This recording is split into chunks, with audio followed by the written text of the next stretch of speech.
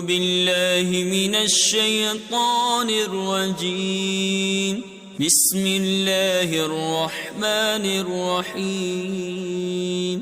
حضور پاک صلی اللہ علیہ وآلہ وسلم نے فرمایا، بد نصیب ہے وہ شخص جو والدین کی خدمت کر کے ان کی دعا نہیں لیتا اور لوگوں سے کہتا پھرتا ہے میرے لیے دعا کرنا۔ بد نصیب ہے وہ شخص جو صبح کے وقت سویا رہتا ہے اور لوگوں سے تنگی رزق کا شکوہ کرتا ہے۔ بد نصیب ہے وہ شخص جو نماز عشاء نہیں پڑھتا اور دعاؤں میں پرسکون نیند تلاش کرتا ہے۔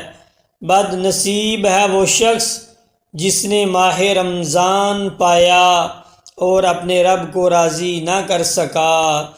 آپ صلی اللہ علیہ وآلہ وسلم نے یہ بھی فرمایا، جس نے میری ایک حدیث سنی اور دوسروں تک پہنچائی، قیامت کے روز اس کے لیے میری شفاعت واجب ہوگی۔